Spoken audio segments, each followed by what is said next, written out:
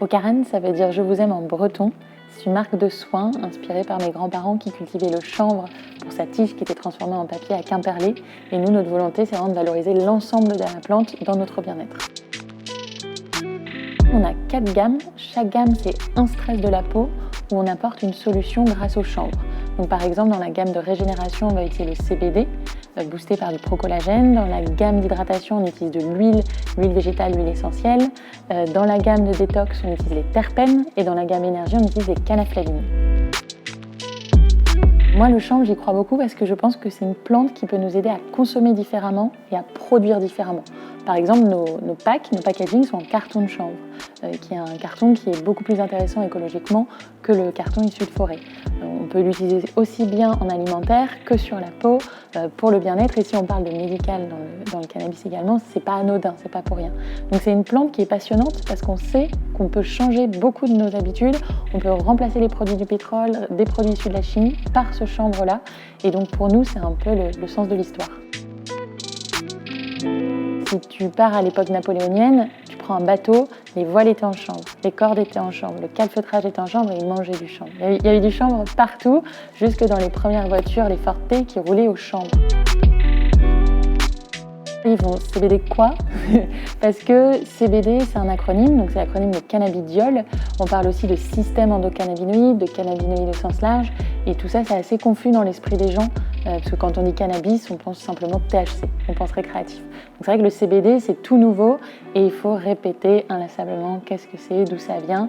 Et il y a une petite confusion aussi qui a été apportée en disant il y a le bon cannabis, c'est le CBD, et le mauvais cannabis, c'est le THC. En fait, le cannabis, c'est une plante au global et le CBD est une molécule, un cannabinoïde. Tu as une grande famille qui s'appelle Cannabaceae. Dans cette famille, tu as 2 genres, le humulus, communément appelé le houblon, et le cannabis, communément appelé chanvre. C'est pour ça qu'on utilise les mots chanvre et cannabis l'un comme l'autre, c'est parce qu'en fait le chanvre et le cannabis c'est exactement la même chose. Et on a 3 espèces de cannabis, le cannabis ruderalis, le cannabis sativa qu'on utilise en France et le cannabis indica.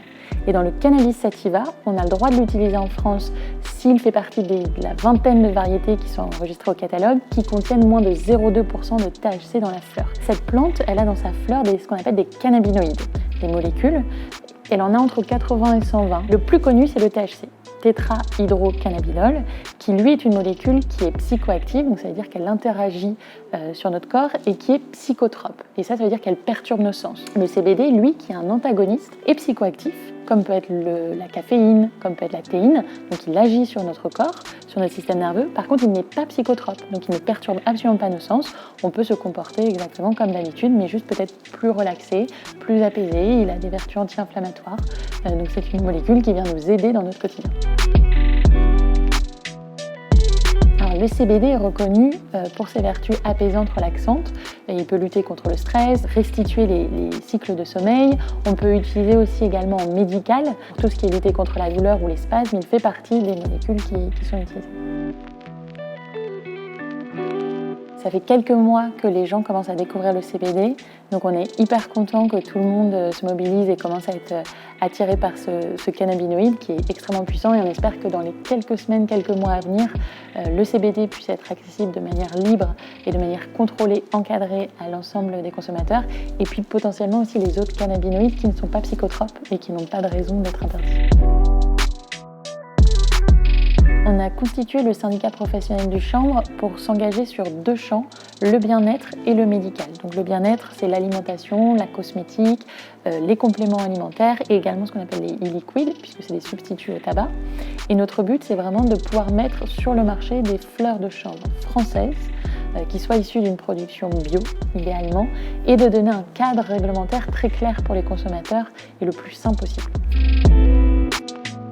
Pas plus tard que ce matin, en fait moi je mets des graines de chanvre absolument partout parce que c'est super bon, ça a un petit goût de noisette, j'en mets aussi bien dans des compotes avec des amandes, des noix, que je vais en mettre sur des salades, je vais aussi cuisiner pas mal à l'huile de chanvre, et après le CBD je vais l'utiliser plutôt sous forme de complément alimentaire.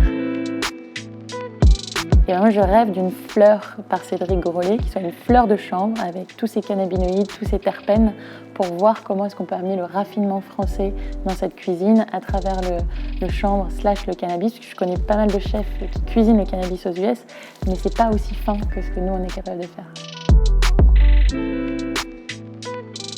Pour les gens qui goûtent pour la première fois du chanvre, j'ai envie de leur dire bon appétit, parce que c'est délicieusement bon. Et je ne doute pas que vous ayez fait de fantastiques recettes. Et surtout, soyez curieux. C'est pas parce que vous n'aimez pas là, à ce moment-là, tel type de gâteau, telle huile, telle façon de cuisiner, qu'il n'y a pas un champ des possibles. On est sur une plante qui, de la racine à la fleur, nous donne 1000 compositions. Donc, testez, essayez.